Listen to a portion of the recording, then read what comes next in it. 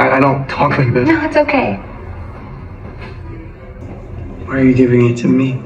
Bear, I love you so much. Hi friends, welcome back to రాజ్యూస్ Telugu.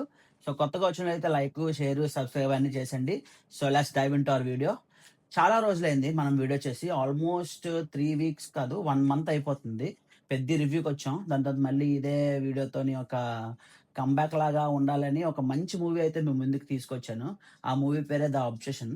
So ఈ movie గురించే పర్టికులర్గా ఎందుకు చెప్తున్నానంటే, రీసెంట్ ట్రెండింగ్ హాలీవుడ్ని షేక్ చేస్తున్న మూవీ. సో ఇది ప్లస్ ఇండియాలో కూడా చాలా క్రౌడ్ని పుల్ చేసింది. ఈ మూవీ ట్రెండ్ అవుతుంది, ఈ మూవీ ఆబ్సెషన్. సో నేను అంటే చాలామంది రికమెండ్ చేశారు, అలాగే ఇంటర్నెట్లో కూడా మనకి చాలా మట్టుగా రికమెండేషన్స్ వస్తున్నాయి, ఈ మూవీ చూడండి, ఈ మూవీ చూడండి అని. సో అట్టకేలకి మనం అయితే ఆబ్సెషన్ మూవీ చూడడం జరిగింది ఈరోజు మార్నింగ్ షో. సో నా ఎక్స్పీరియన్స్ ఎలా ఉంది, ఆబ్సెషన్ మూవీ ఎందుకు ఇంత జనాలు ఇంత వైబ్ అవుతున్నారు ఈ మూవీకి, సో ఎందుకు ఇంత బాగుంది అని మనం ఇన్ డీటెయిల్గా మాట్లాడుకుందాం. So obsession movie basic story line మాట్లాడుకుందాం. ఆ స్టోరీ లైన్ ఏంటంటే, ఒక పర్సన్ ఉంటాడు, ఆ పర్సన్కి ఇంకో పర్సన్ మీద ఒక అబ్సెషన్ అనేది ఉంటుంది. అంటే ఆ పర్సన్ అంటే చాలా ఇష్టం. అది అతను ఇంట్రోవర్ట్ అనమాట. ఎలా చెప్పాలో తన ఫీలింగ్స్ తెలియక చెప్పకుండా ఉంటాడు, దాచుకుంటాడు తన మనసులోనే. సో తనకి ఒక ఆబ్జెక్ట్ ఉంటుంది. ఆ ఆబ్జెక్ట్ మూవీలో మాట్లాడుకుంటే అది స్పాయిలరే, అందరూ చూస్తారు కాబట్టి కొంచెం చెప్పవచ్చు మనం. స్పాయిలర్ ఏంటంటే, 1 విష్ విల్లో అనుకొని ఒక స్టిక్ ఉంటుంది. ఆ స్టిక్ విరగొడితే తను ఏమనుకుంటే అది జరుగుతుంది అనమాట. తను ఏం కోరుకుంటాడు, ఆ కోరుకున్న దాని వల్ల తనకి ఎదురైన పరిణామాలు ఏంటి, ఆ అబ్సెషన్ ఎంత దూరంకి వెళ్తుంది అనేదే స్టోరీ లైన్. సో దాన్ని ఎలా చూపించారు అన్నదే ఈ స్టోరీ, ఈ బేస్ లైన్. సో దీని మూవీ తాలూకు బడ్జెట్ వింటే మీరు ఆశ్చర్యపోతారు అనమాట. సో మూవీ తాలూకు బడ్జెట్ అయితే 7 crores ఇండియన్ రూపీస్లో 7 crores అయింది బడ్జెట్. ఓవరాల్ మూవీ ఇప్పటి వరకు కలెక్ట్ చేసింది అప్రాక్సిమేట్లీ అరౌండ్ 900 crores దగ్గరికి వెళ్ళింది. నేను నిన్న ర్యాండమ్గా అలాగా సోషల్ మీడియాలో చూశాను. $105 million US.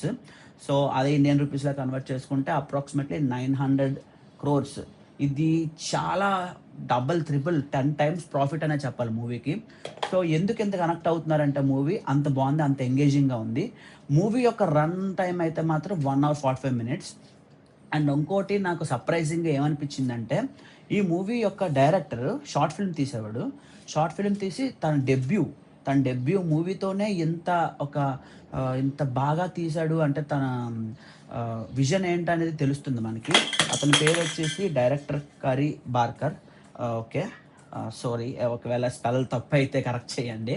సో అతనైతే మాత్రం తన ఏదైతే అనుకున్నాడో దాన్ని స్క్రీన్ మీద ప్రొజెక్ట్ చేశాడు. ఎక్కడ డీవియేషన్స్ ఉండవు మూవీలోనైతే. యాక్టర్ అండ్ యాక్ట్రెస్ కానీ, ఈ కథ అనేది ఒక 4 characters చుట్టూ తిరుగుతుంది.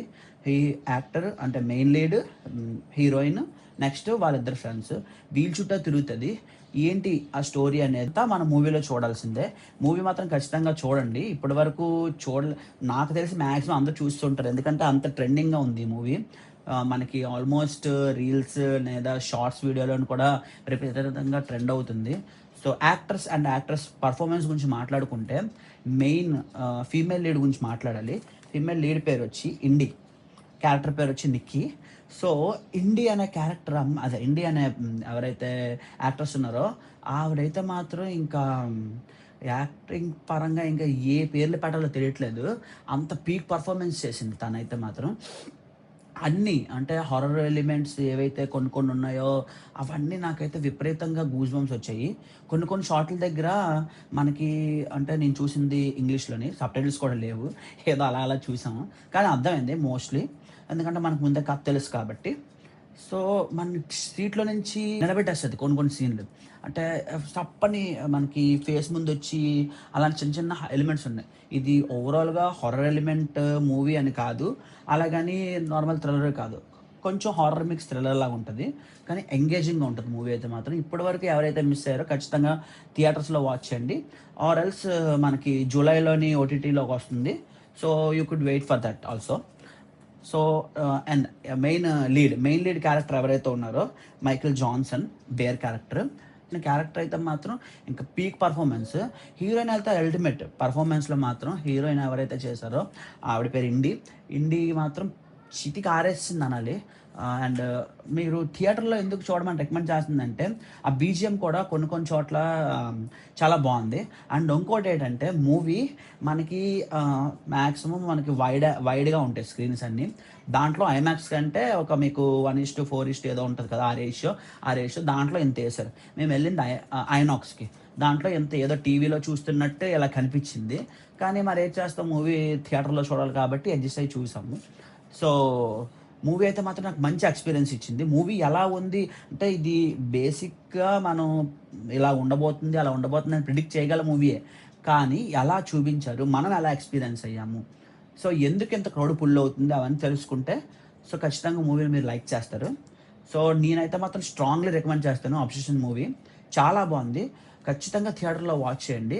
ఎక్కడ అయితే అంటే ఎక్కడ అనవసరమైన సీన్లు పెట్టకుండా, ఓవర్ హైప్ ఇవ్వకుండా, ఏదైతే కథ కావాలో అదే చూపించారు. చాలా బాగుంది మూవీ అయితే మాత్రం, చాలా చాలా బాగుంది.